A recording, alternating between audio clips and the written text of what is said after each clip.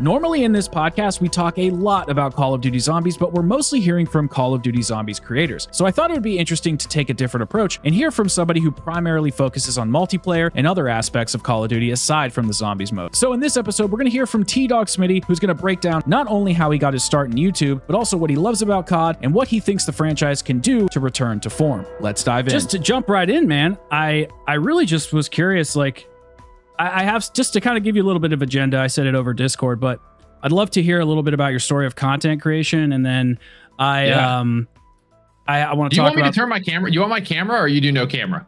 I do camera. If you want to record yourself, you can, but I can just put your audio on the podcast. Okay, then that's fine. Audio is good then. I'm down. I'm just sitting here in a freaking tank top, just chilling, feet propped up. Yeah, no, I kind of like it. I kind of like it. Enjoy yourself. I can just put the audio up. You're all good. Okay, that's cool.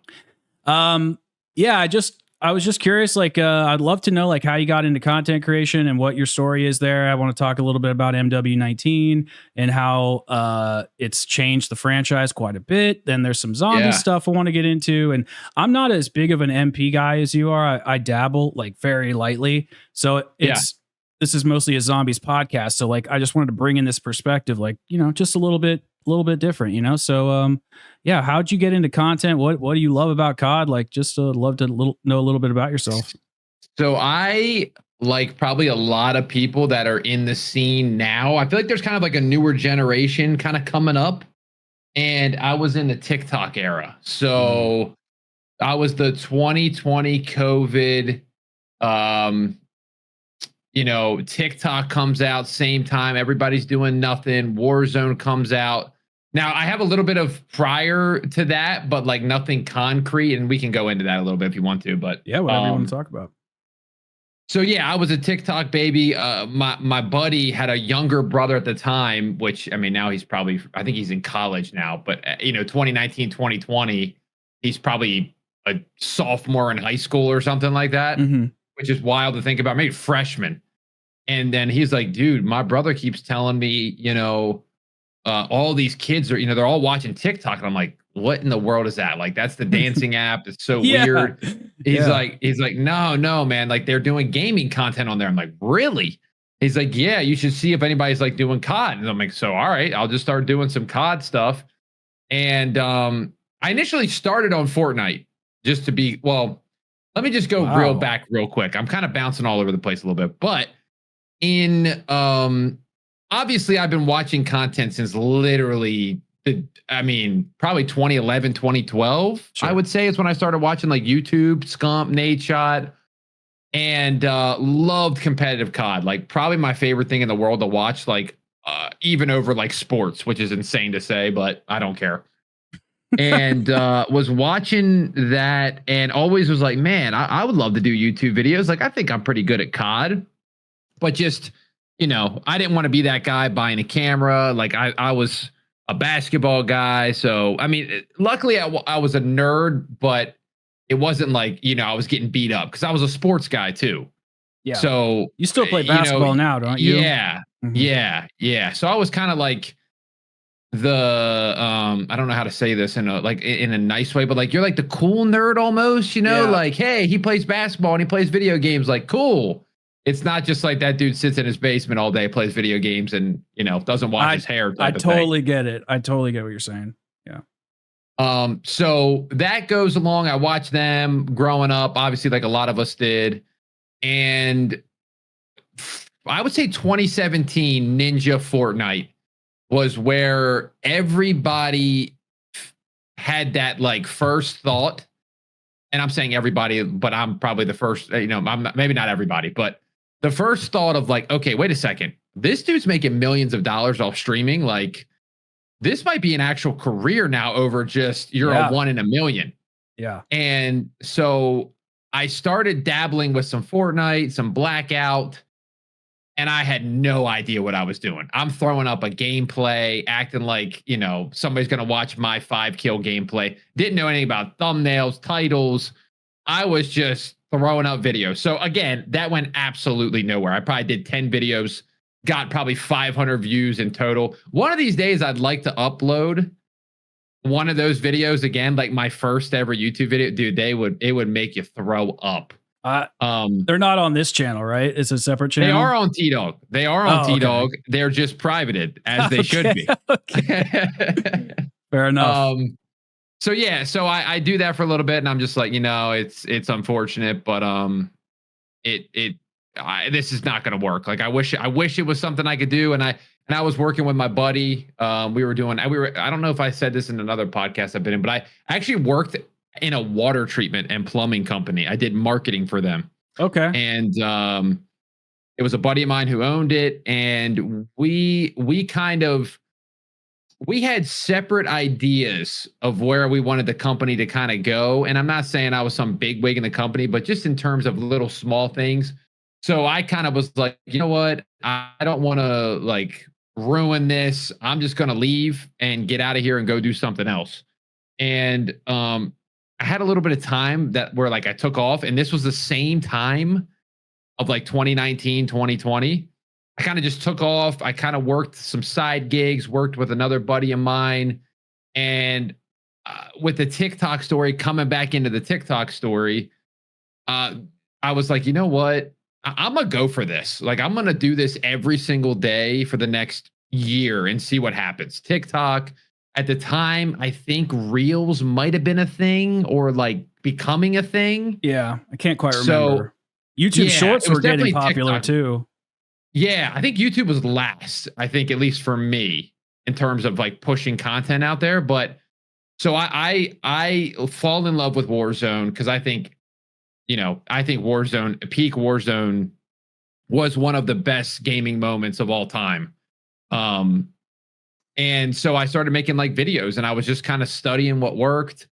And people, as we know now, they loved loadouts. So I figured out that they loved loadouts back in 2020. Okay. So I think that's what really shot me up quicker than a lot of people. I was testing like, okay, does a funny clip work? And I was a big T Martin guy back in the day. And I'm like, oh, T Martin always provided me with value when I watched his videos. Mm-hmm. So how can I provide value to these people? So I'm like, well, let me just give them classes so they don't have to worry about it. And they just come home, watch the video, figure out what they need to do, and go play. So I think my TikTok shot up to like 300,000 views or 300,000 followers like very quickly. Wow, that's great. Yeah. And Instagram was kind of the same thing. Like I was growing on Instagram when nobody was growing. And so it just kind of catapulted like just consistency every day, finding what worked, being in the trends too, hey, TikTok's here, go use it. Instagram Reels are an option, go use them. And so I was posting like twice a day on shorts, or not shorts, whatever, TikTok, short form content twice a day. And good short form content. I just want to like commend you on the grind, because like good short form content's hard to make. Like people don't realize how much goes into that 60-second, like with all the editing and whatnot. So yeah, well, that was something I did early on because I was still working my job. I actually found an editor. Oh, and that was the thing that I paid for. Yeah, I paid for him early, and he was kind of trying to get into the scene as well. So he was working for like, I'm like, dude, I'm making no money off this. Like, just work with me, and we'll try to like work something out. And he did. So we were posting 2 videos a day.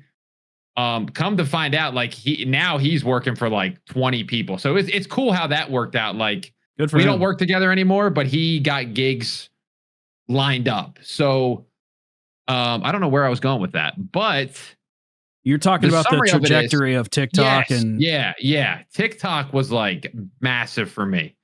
And now it seems like a platform that's kind of like kind of stagnant at least.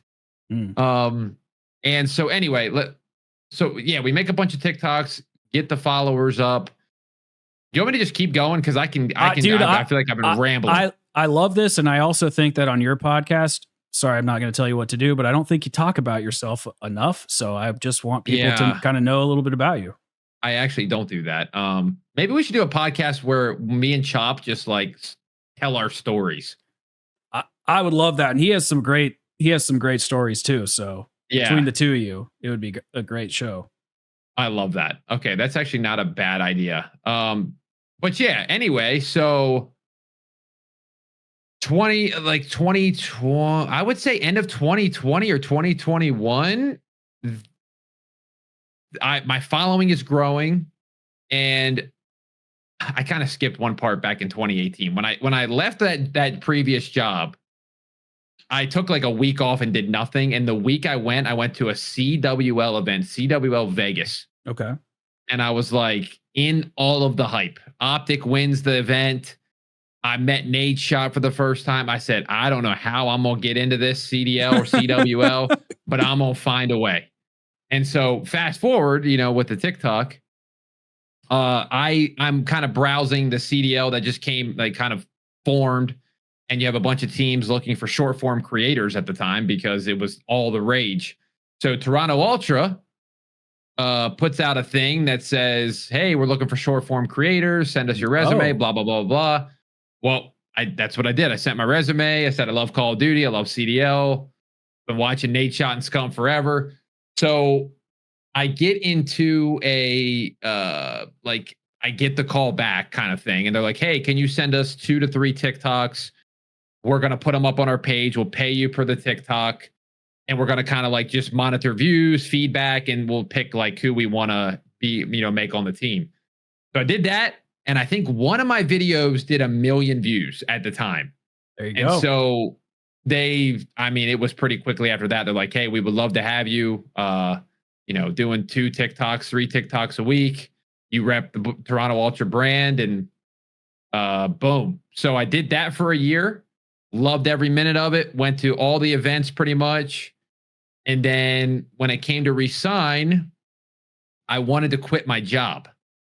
So I was like, hey, could you guys like give me a pay raise, pretty much is what I asked for. And they were like, hey, man, you're just doing TikToks for us. This is what we can offer. And I was like, shoot, okay. I don't hate it. I mean, at least it's money making Call of Duty content. Yeah, exactly. But I was like, well, I didn't tell them this, but I shopped around. And my boy Chris, his name is Chris. He's a big COD guy. He might listen to this. I don't know. But I saw him at the Toronto Ultra Major, and I was talking to him, and he was like, yeah, we're forming this esports team called the Boston Breach. We're starting next year in Vanguard.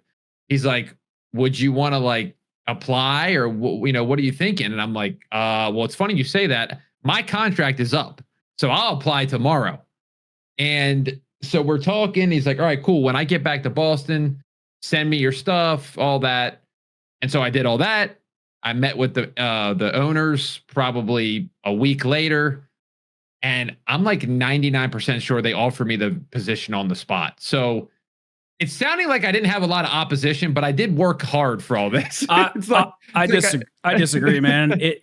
This is actually what I wanted to kind of say and comment. It's like a lot of people out there who maybe are trying to get into content creation or figure it out. It's like the best way to do it is just figure it out while you're doing it, and just immerse yourself in everything you can. Yes. Yeah. And people have always said networking, and I always agree with that, but I do not like the artificial networking. Like, if you're just in there to like, hey, let's see what this guy can offer me. I think a lot of people can see that nowadays. So I think it's a little bit more people got their radars up on that crap. And 100%. so Chris, me and Chris knew, right away when we gelled, and we're like, yeah, let's do something special with Boston. So again, got that gig, and I've been there now. I'm still with them. I've been there since Vanguard, which is kind of insane. And doing content, repping the brand, and it's been great. So I have more to talk about, but do you want you tell me when to stop, because I could go a little bit longer. Keep it going, man. Keep it going. So obviously the content is Warzone, and then we all know what happens if you're not a Warzone person. If you are a Warzone person, Warzone 2 happens. It sure does. And you want to talk about a man going through a midlife crisis? That's where I was. I went, okay, am I going to switch to Star Wars? I did vlog content where I was working out. I tried to do some Warzone 2 content. I literally almost threw up playing that game. Like when I would play it, I would physically almost throw up. Can you maybe tell a little bit why you hated it? Just to, I think everything that everything that game stood for was the opposite of what Call of Duty stood for in its past. Okay. So whether it's no your footsteps being extremely loud, dead silence as a perk or as a field upgrade, whether it was earning your perks over time, you started with perk 1. And it's like, hey, you're going to get perk 2 if you do a good over time. And so weird. I mean, the muzzle flash in that game, you can't see a thing. I mean, PC players were complaining for an entire year, like, hey, we can't see. There's smoke like in front of us. Like, we're not a controller player. They didn't care. And there's just people in that. I just feel like they were trying to be different for the sake of being different rather than MW19. I feel like they made a lot of wrong choices, but they had a lot to build off of. Like, there was a lot of good in that game that I think that could have been used further on, and they just threw it right in a garbage can. So anyway, Warzone 2 happens, and I'm just going through a midlife crisis. I said, oh no, I said, back to the job, we're done. And this was the benefit of Breach. I didn't know if I said this, but they allowed me to quit my job. They offered me a full-time like position, and you're going to get a salary and blah, blah, blah, blah, blah. So I was able to quit my job, create content. So them allowing me to do that gave me the freedom to kind of try Star Wars and try, lifting. But at the end of the day, I love Call of Duty. So I kept coming back to it. Like, I kept doing news, and I'm like, I don't want to leave this because I do like this. I think it's just a bad year. Yeah. And I said, well, you know what I'm going to do? I'm going to go back and play some old Call of Duties just randomly. Like, I said, you know what? I'm going to go and play Black Ops 2 in 2025 and see what happens.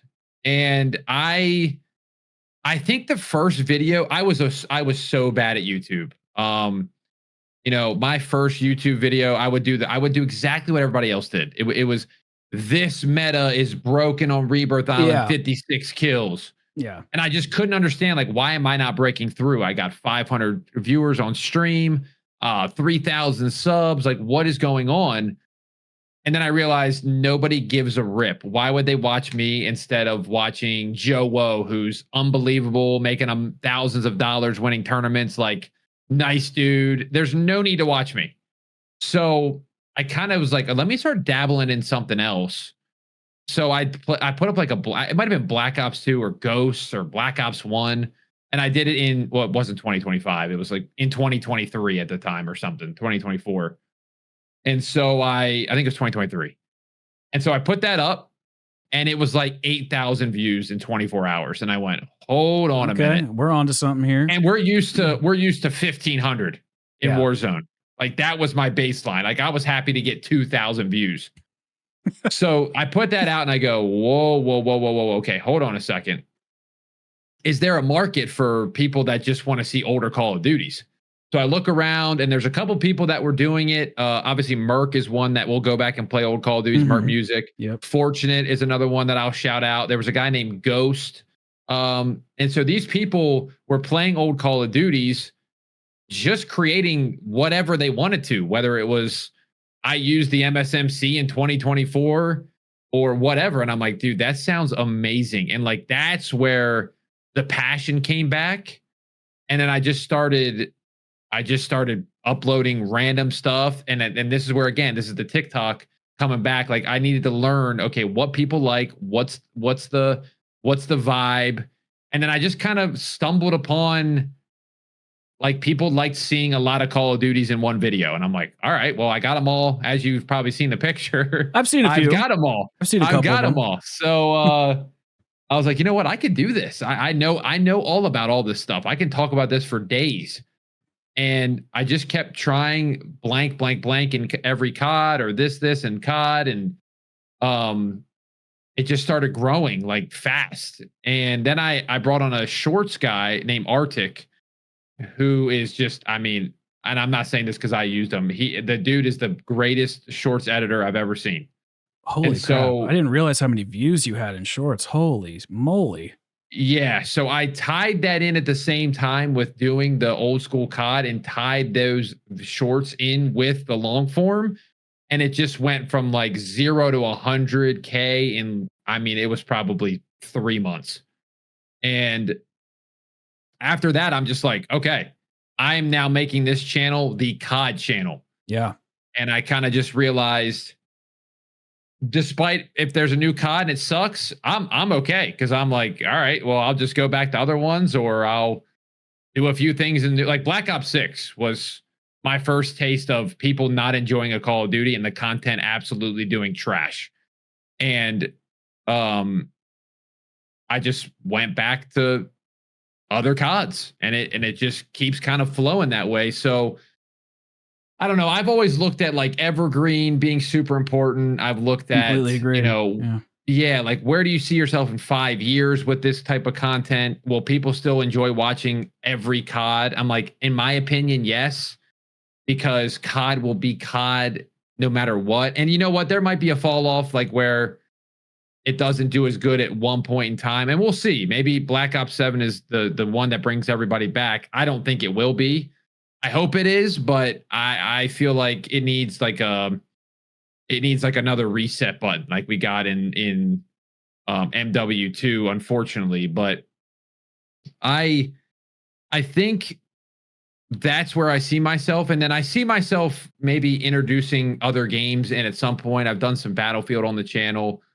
I just don't know those games like I know COD. Like COD, sure. I could just, you know, you tell me I could tell you something random right now, and you're like, well, what the heck? Where did you get that from? And that's part of the value I feel like I bring. I bring fun plus, but I'm learning a little bit. It's not just mindless entertainment. So that's gotten me to where I'm at now.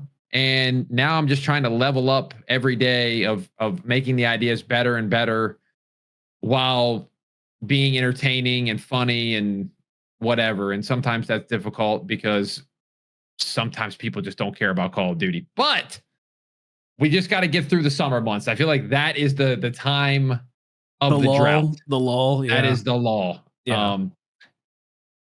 Yeah. So I think that is mainly it. That was probably 45 minutes of me talking straight, but no, it was good. No, it was good. I really did enjoy it. I personally wanted to know, and I'm sure that there are people, you know, in the zombies community who watch your content, because like you're kind of everywhere. Like you're all over Twitter. You troll so much. I absolutely love it. And yeah, you're a good dude. And I think the thing I like about your content the most is like you bring there, because there's a lot of channels that will maybe do like, oh, ranking every gun or top 10 this or top 10 that or whatever, but you'll bring like a extra spin on it. And that's what I think is really important. Like using the dumbest gun in every COD. Dear Call of Duty, please explain this. It's like you're doing those formats, but it's a little bit of a twist. And then you have, you know, the comedy, which you're obviously super funny. And then you have like super high energy too. That's what I love, dude. Like I'll just be like watching you and doing something and you're like screaming. And it just yeah, like, I do. I laughing screamed every last time. night, and I screamed, I think, for 2 hours straight. And I'm like, what am I doing? Like I get done and I'm literally got no voice. I said, I gotta chill on some of this. Yeah, it's good, dude. I love it. I appreciate it, dude. And the grind, and it clearly shows like you put a lot of good work into the channel. And I think there's a little bit of an underrated point in the story is getting an editor. You know, a lot of people want to do the editing themselves, or they think they have to learn, but they have a hard time finding one. But you sought it out. You figured out how to, you know, maximize the potential of the editors you worked with, and that frees up so much time for you to actually make the content extra special. And then from the get-go, the editor is already kind of curating the style. So there's never going to be a style shift if you passed it off. It was already passed off from the beginning. So a lot of brilliant moves, honestly. Yeah, I mean, I learned this fortunately from my buddy that I worked with all those years back. You know, he was a saying that he told me a ton was, you got to spend money to make money. Yeah. And I really like that, because I think in the gaming world, you go, oh, this is just like a fun little gig. I'm just going to do this.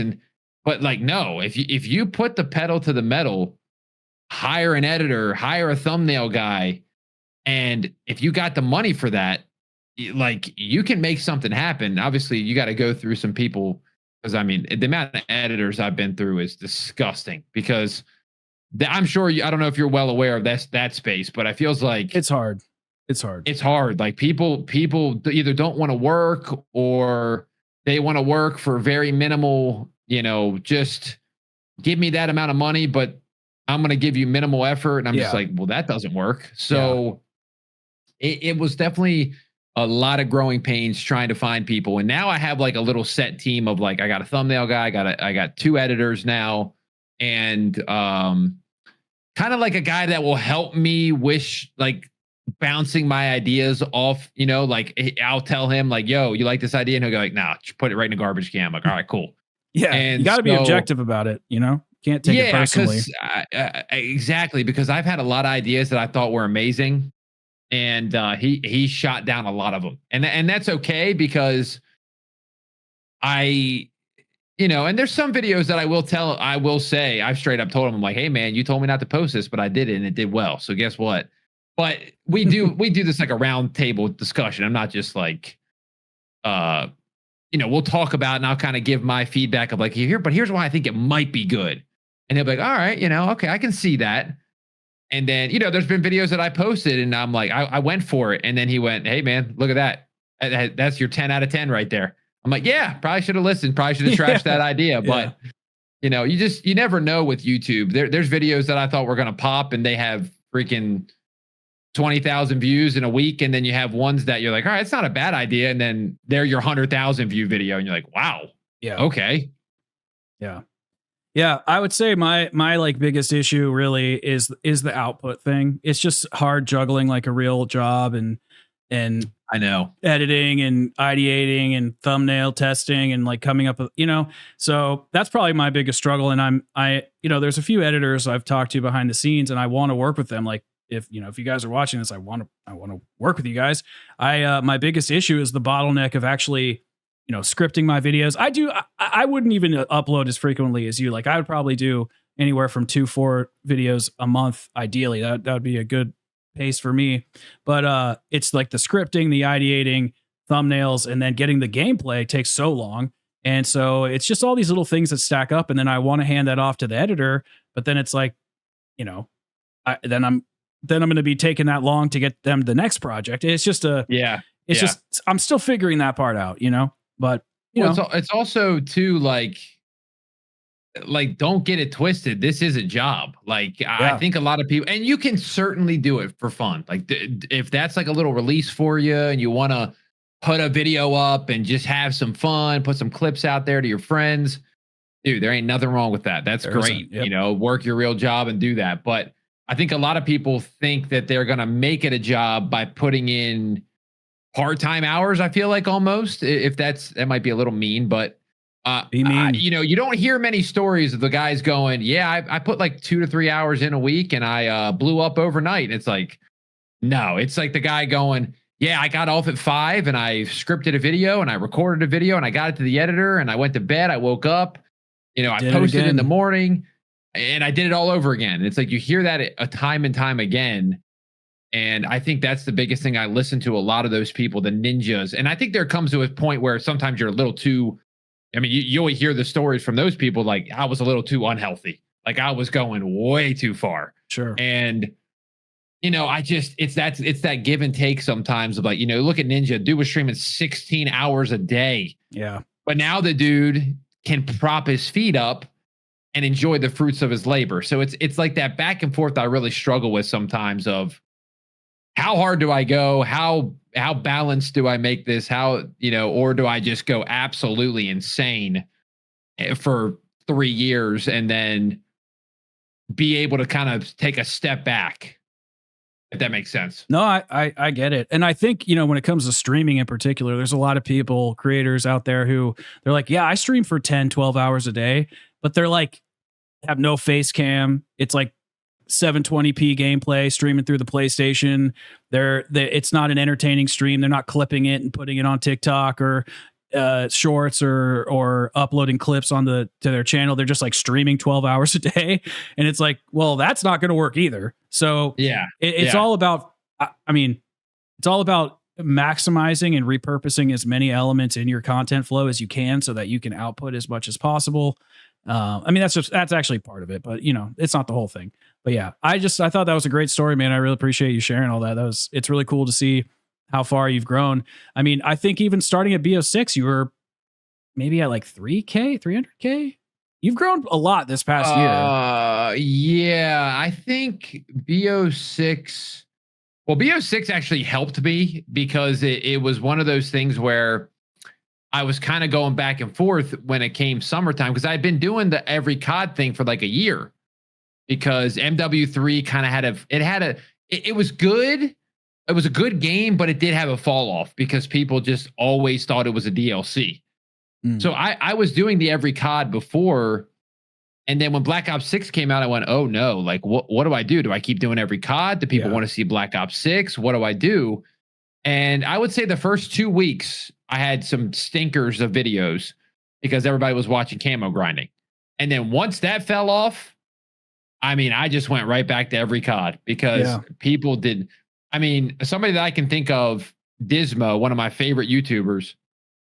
I mean, that guy did his camo grind. He posted 10, 12 videos for Black Ops 6, and then he pieced off the scene. Yeah. And I think that's just kind of the nature of Black Ops 6. And that's kind of what I said in that video I posted the other day where I was like, man, this game was built for TikTok and camo grinding. And when it ended, the game ended. And that on top of having no support for multiplayer, having 2 new maps the entire year, like 6v6, don't give me some remaster or 2v2. It's not going to work nowadays. You got Fortnite putting in a new weapon and something crazy every 2 days, it feels like. Yeah. So, you know, there's just a lot that Call of Duty right now has. It makes me sad because I know how easy the fix is. That's what's sad. It's like we could do like 5 bullet points right now, and this game would be so well loved again, but they just can't seem to hit those buttons. They're missing them, and they're tripping on the Fortnite buttons or something. Yeah, I mean, after watching your video, one of those points that you were talking about was like the custom map making, and I think that's an interesting perspective as a multiplayer fan because that's one of the biggest reasons why Black Ops 3 survived so long on PC. Because you have all these custom zombies maps. I mean, people were taking BO1, BO2, and BO3 multiplayer maps, bringing them into zombies, giving people all these different experiences. Do you really? I mean, I know you believe in it, but like, how much do you think that would like revive the COD multiplayer scene? Well, I think the biggest thing that everybody always talks about with Black Ops 6 is what? What's the number one thing that people talk about? SBM. How bad the maps are. Oh, okay, maps. It's like SBMM. I mean, Black Ops 6, Call of Duty in general, yes, SBMM. But I'm talking about specifically Black Ops 6. It's the maps. And I feel like I'm thinking in my head of the Halo 3 days. I don't know if you ever played Halo 3, probably did. I mean, actually didn't, you want to talk, you didn't play Halo 3. I have a gap in my resume, but it's okay.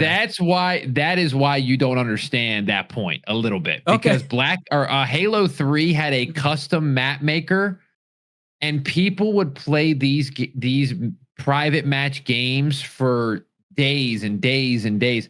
I'm almost positive there was a I can't remember what the game mode's called now, but it was made in Halo 3's Forge. Okay. And it is now a staple game mode that comes in every Halo. I think I've heard that actually. Yeah.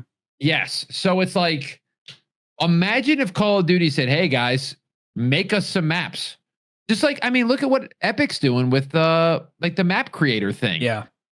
You know, and I don't know how popular, like some of the, you know, there's probably a lot of bad maps out there, but you get these people, like imagine if, like Cypher does in Fortnite, he made his own map and put it out. Imagine if Scump makes a map and it's like the Scump map is entering into multiplayer. It's like, I mean, what are we doing? That would bring so many people to like try it out. And I don't know. I just feel like there's so many things I would suggest, and I really want to get to COD Next this year. Hopefully I haven't lost that invite. I don't think I have, but I really want to go up to the devs. I got a little more confidence this year because I've been there like 2 or 3 years now, and it's Treyarch again. And I talked to a lot of those people last year, and I've talked to them in the DMs, and I just want to know like what they think of my video. Like, is this an insane take, or are they like, no, this is feasible? Yeah. Rather than just staring like that guy talking to the brick wall meme. Like, am I just doing that, wasting my time here? Well, I often think the annual release cycle like impedes some of the ideas that we want to see implemented, like custom maps or repurposing old content or whatever it is to bring it into the mode to give it a longer shelf life. Because as soon as these ideas could be implemented, we're already on to the next game, as opposed to a Fortnite. And I'm assuming Halo didn't release every year, so it allowed them to make continual updates to extend the lifespan of the game. Whereas COD, it's just like, we're done and on to the next one, done and on to the next one. And when, like in Cold War, I remember there was a kind of a year or two, they added some extra guns and bundles. And I think there was like an extra like zombies Halloween mode they brought back a second time. Like they gave it a little bit extra life, and fans loved it. They were super stoked to see that extra support. But I think the biggest issue, at least for me actually, is if I don't like a COD game, I want it to die and burn, and I want to move on to the next one and feel the new engine and feel the new updates. And like I almost don't want that extra support. So they'd really have to like dial in an engine, the maps, the zombies, the MP, the Warzone, everything, to make sure that if they were going to have it to be like a 2 or 3 year supported COD, that it was really, really loved and accepted by the community. Yeah. And we haven't had that really since BO3. You know what I think for multiplayer wise that I think that they should have built on? I think they should have built on MW19. I'm not even trolling. I'm not talking about the overall like design choices, as in dead silence as a perk, no mini map, etc. I'm talking about the genuine movement and the gunplay of that game. I just loved, and I know there's a tactical sprint debate. And people that don't like it, I totally get your point. But man, I felt like that was the game. Maybe it's just because it brought a lot of people back. I don't know. I don't know what it is about that game. I feel like you ask so many people, like, when's the last COD you played? And they'll say like MW19, religiously, but maybe Cold War, and then I stopped. Sure. And that was because I felt like they were just cooking in those 2 years, even though they were like COVID years. I don't know what, I don't know if it was because COVID, because you're just playing it so much. But dude, even when I go back to MW19 on my videos, I'm like, man, this is the enjoyable part of the video. I just got out of Black Ops 4 and AW and so, and I know the zombies people, like that's kind of your era a little bit because they were cooking BO3, and I guess BO4 was kind of cooking too. Some of those maps aren't bad for zombies. It's complicated. Yeah. So I don't know. I obviously, if I were to choose a COD to go back to, it would probably be Black Ops 3, just in terms of depth, stuff to play, the multiplayer wise, how original it felt. I know it's not because they're copying other people, but it felt unique, and it felt like the stuff was pretty balanced. The maps, the guns, holy crap. Like that really makes a good COD, in my opinion, where you can use, like, remember the BO3 guns? It was like, you could use the love M8. them all. You could use you literally love them all. Like there's literally not one that somebody would go like the Weevil and you're like, ugh. Like Weevil was amazing in the beginning of the game. So it's just like, that is what I remember being about that. And that's kind of how I felt about MW19. I almost sometimes think it's the gunplay rather than the maps. A lot of people do say the maps, and I definitely agree with that. But how many games do you remember, like MW19, MP5, MP7, Grau, M13, M4, Car 98, AX50? You could keep going down the line, and they're just like, these are all amazing.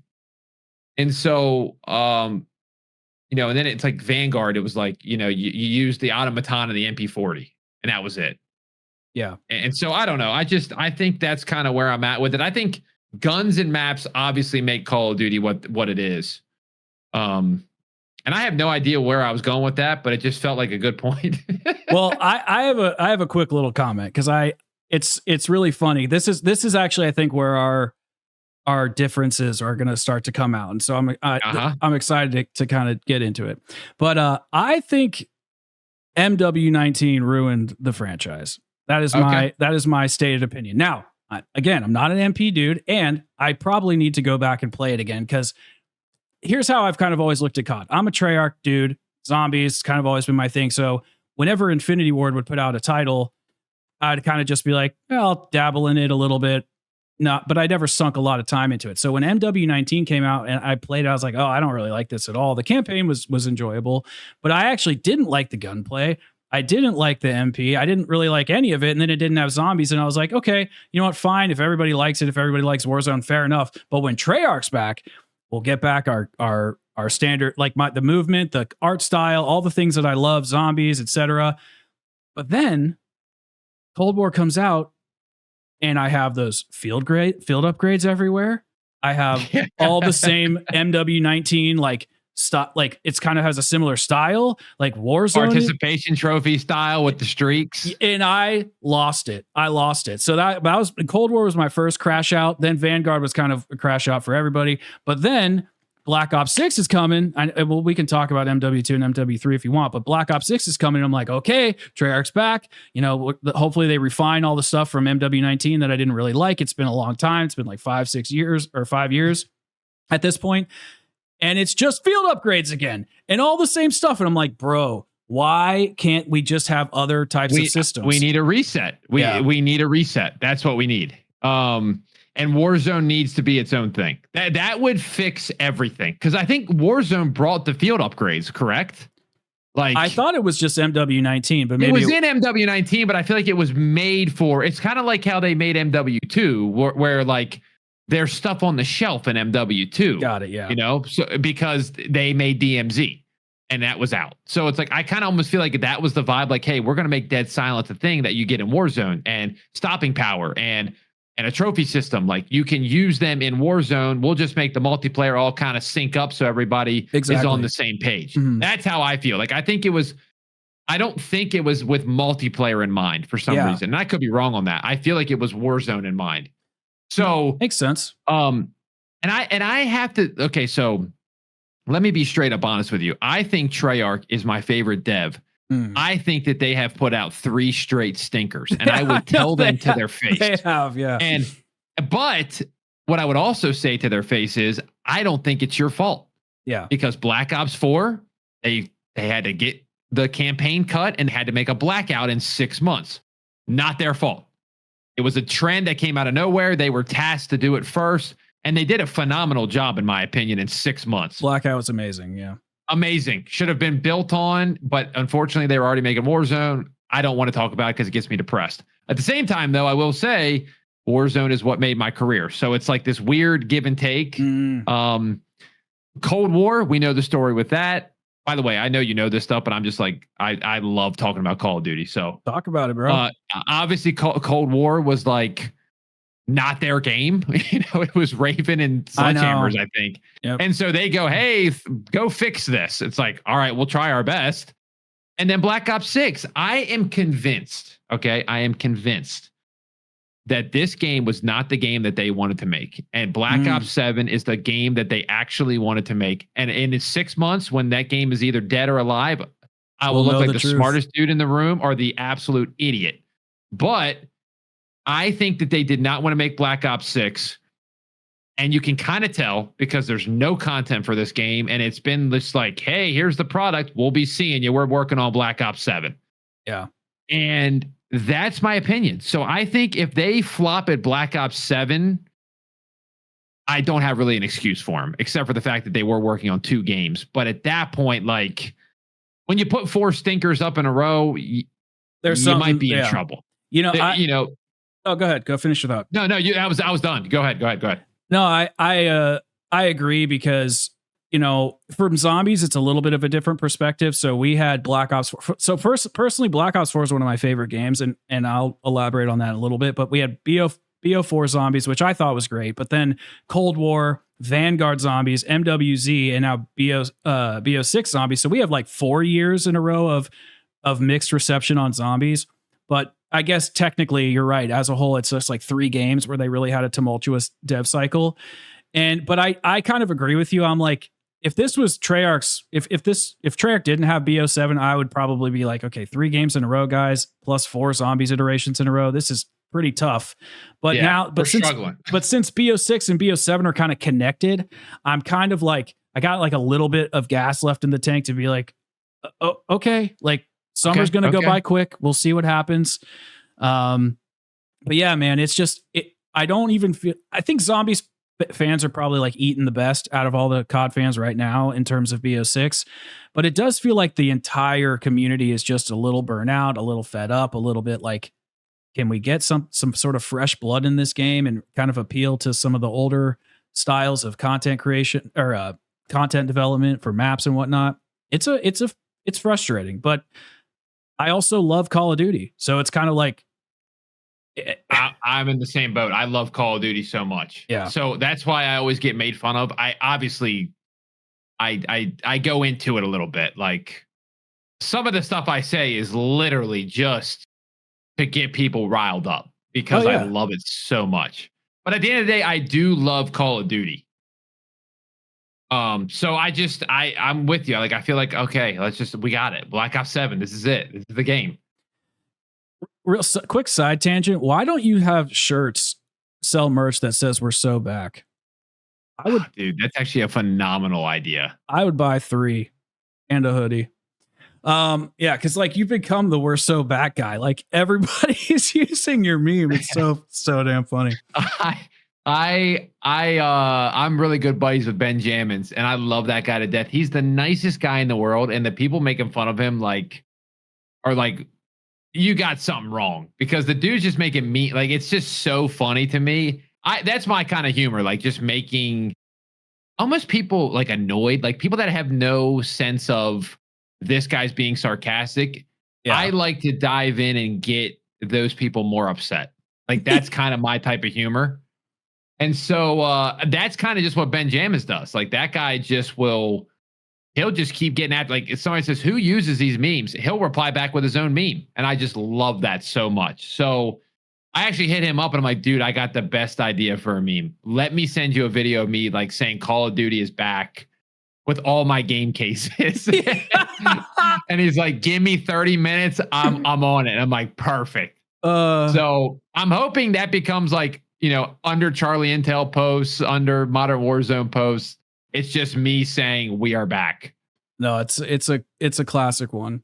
And it's one of those jokes that you say it so many times that you go through different stages of like, all right, it's not funny anymore. All right, no, it's funny again. And then, I definitely see where people can be like, this guy's taking it too far.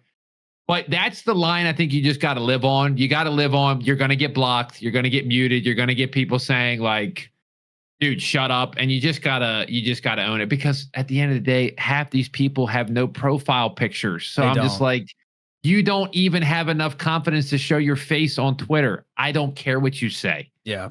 So that's the attitude I've always had towards that stuff. Because if you're hiding behind your profile picture, listen, your opinion means absolutely nothing to me at that point. Yeah.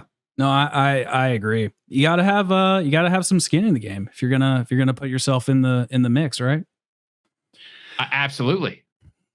Okay, so I know you typically do podcasts for about an hour. We've gone 50 minutes. Can I just ask you a couple zombies questions and then I let you go? We already went. I talked for 35 minutes about myself. I know, but it's a podcast and you're the guest. That's what the guest is supposed to do. True. That's true. I haven't been a guest at like a lot, so I'm used to asking the questions rather than answering them. I know. Actually I love how you and Chop have like this dynamic of you're the MP guy, he's in Warzone guy, and he's like the zombies guy, but you both have like campaign and then like a little and like some other ties that kind of like bring it together, so it covers the full spectrum. It's a good show. I always liked it. Plus, oh wait, I just have a curiosity question. What was it like interviewing Greg? Greg's his name, right? Greg? I love Greg, man. That was probably at one of the bucket list items of my career, like talking with a COD guy that has been there for so long. So cool. Fortunately, he's not there now, but just for like it was like 2 hours of just he was answering everything. I know, it was wild. And I could have went 3 so easily, but I just was like, I gotta respect this. We had him booked for an hour. Yeah. And I was like, we've already hit an hour, and I think we were at like World War II or something, and we were an hour in. Yeah, I'm like, I know. I have questions about Vanguard and MW3 and Future, and so he's like, yeah, just keep going. So we tried to speed it along, but man, that could have been a 3 hour easily. You know what I really liked about him was his attitude and how and it kind of something I was saying about your content creation business is just he looks at it very matter of fact, like very objective. Like, these are ideas. We're creating a product for you guys. Are we invested? Do we love what we do? Yeah, but like sometimes stuff doesn't work. And he even straight up said like Vanguard was a mess. Or I don't know if those were his exact words, but he said something like that. So you know what he said that I couldn't stand, and it made me so mad. He said that the headquarters in World War II was bad. I know, that was a surprise. That's insane to me. I said it was bad. I fought back at it. I said it was bad because the game didn't work for the first week. Yeah. And then after that, it was everybody loved it. And then imagine Call of Duty has that in the game every year. There's different iterations. Every dev can do something different inside of it. And it just threw it in the trash. I'm just like, why? Yeah. Yeah. I was on a podcast, the Bombcast, DK Dynamite's podcast the other day. And yeah. We were talking How was about, that? It was good, dude. They're such gracious hosts. Like they took care of everything. I had a similar experience to what you had. I was just kicking back and they took care of it all. They were super nice and kind. It was a good experience. But something that we talked about in the episode was how reactionary Call of Duty is, the headquarters is bad. People are mad about it for a week. Let's never do it again. It's like, well, wait a second. Why don't you refine it a little bit instead of just gut it? Or this event didn't work. We're never going to do that event again. Okay, guys, we've only tried the event one time. How about we just make it a little better than the first time? How about we improve off of it rather than just throwing it in the garbage can? And then try a new idea, and then we're starting all over again. And I don't know why Call of Duty is so reactionary like this. It's a juggernaut of a franchise. And I know there's like slow moving pieces into the franchise. Like it takes probably a long time to get a decision made, but at the same time, like I said, it feels very reactionary. Do you resonate with that statement, or do you think I'm blowing smoke out? It's so reactionary. And that's the biggest problem with me with Call of Duty right now. They're reactionary to the wrong things. They're reactionary to, hey, Fortnite's killing it with all the collabs. Let's collab. No. Stop. And I'm telling you, I don't want to know how much money they've made from that. But I argued this on my video. I said, how many people have you turned away that don't play and don't buy your game anymore because you are doing this? So yeah, you're getting this quick monetary, but you're losing people over time. Like it's like quick cash, but a slow burn of losing players. Mm-hmm. And so, okay, you made $1 billion, but guess what? You lost 100,000 people. Yeah. And those 100,000 people moved on to another game. And so I think eventually you're just going to have this. It's like, again, it's another meme of like that cow where it's like it's getting milked and it's like there's literally nothing left. It's all skinny. Have you ever seen that meme? Yeah. And it's like, bro, there ain't nothing left. Yeah. And so I worry about that because I want to see this franchise just be I yearn for 2020 again, where everybody was playing the game. Dude, go look back at some of the content. I know it's COVID, but like the views that people were getting were just like because everybody was playing Call of Duty again. Yeah. Warzone was popping, Search and Destroy and MW19 was popping. And it just was like, wow, we're actually back. Now this game's not that good. It's actually kind of mid if you really think about it. But what drew me in again was the gunplay. I'm gonna have to go playing back. Crash. Yeah, dude. I mean, it was just, I don't know. I felt like that was the game they should have built off of. But I don't know where I was going with that again. But just the fact of like, I don't know. I feel like they're losing so many players. And it just, now they're kind of resorting to like, let's bring back Verdansk, let's bring back Fringe. It's like that's gonna get people back for 3 weeks, and then they're gone.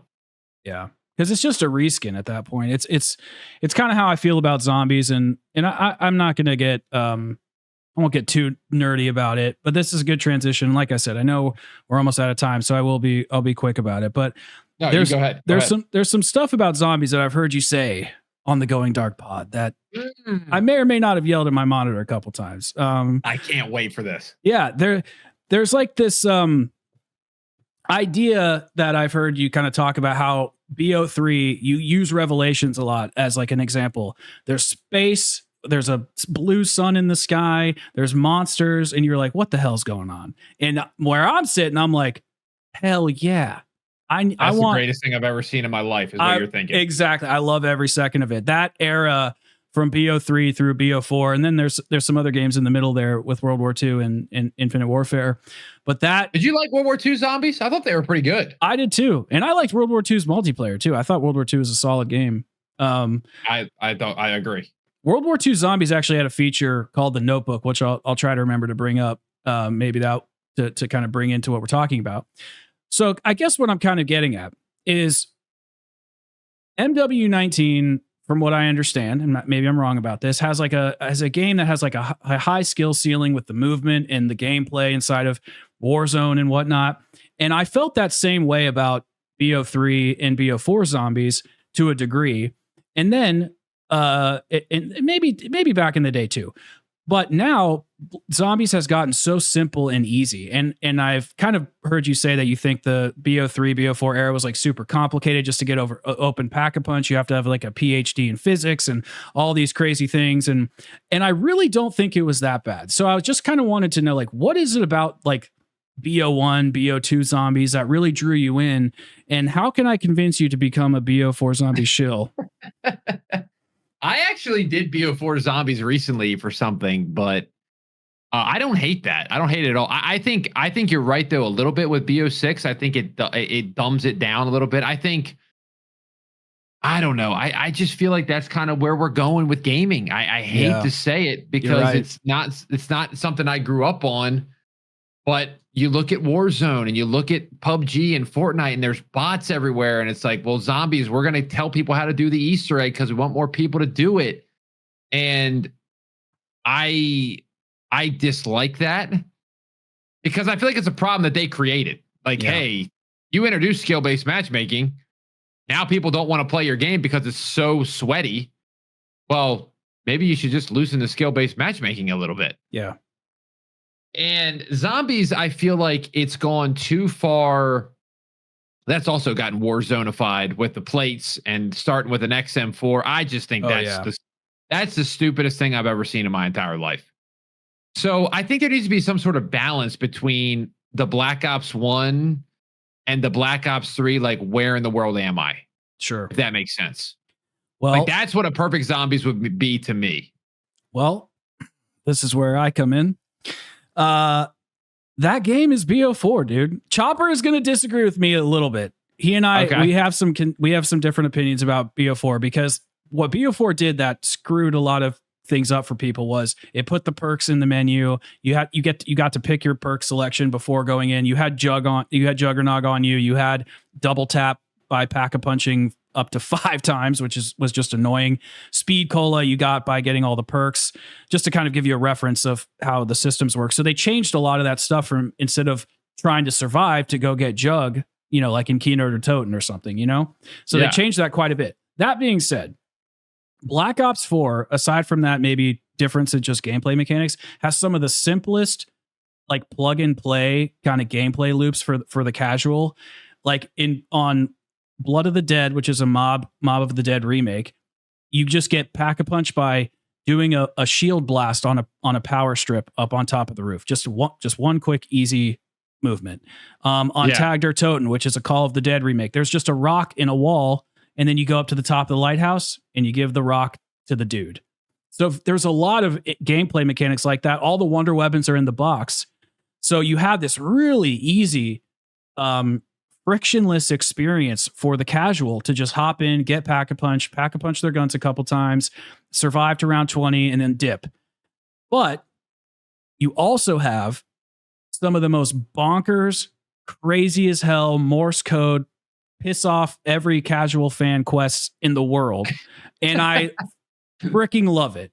And that balance, I thought, was just a really good job for Black Ops 4. But since they repealed all the systems that people loved about zombies, which like getting jug and the tough survival elements in the beginning, I think it pushed people away from being able to accept this balance between the casual and the hardcore player inside of that game. Yeah. So I really do urge you, and I've tried to nudge Chopper into this a couple times. I'm like, dude, you got to do every Easter egg with T-Dog video. You got to do that. You got to do that. So I urge you to try. We were in the middle of doing that. We have like 2 or 3 of them done, and then we got.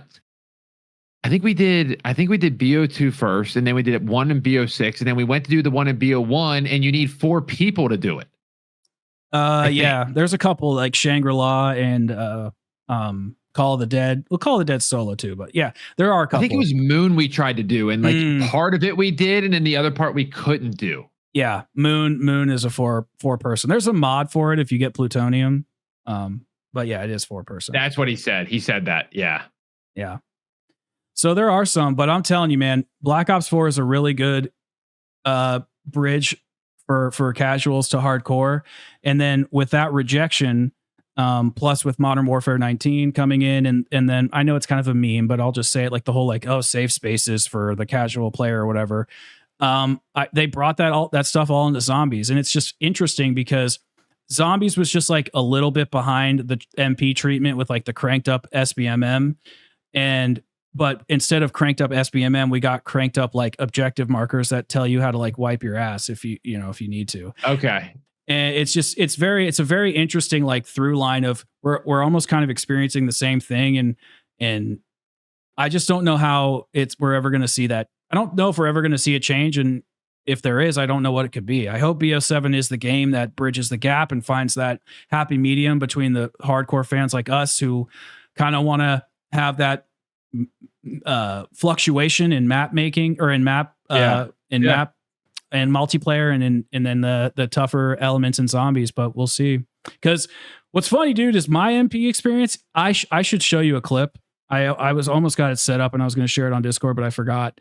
I have a lobby, dude. I have 20 ping. I got a 20 kill streak with like doing nothing. Is this BO6? Yes. Yeah.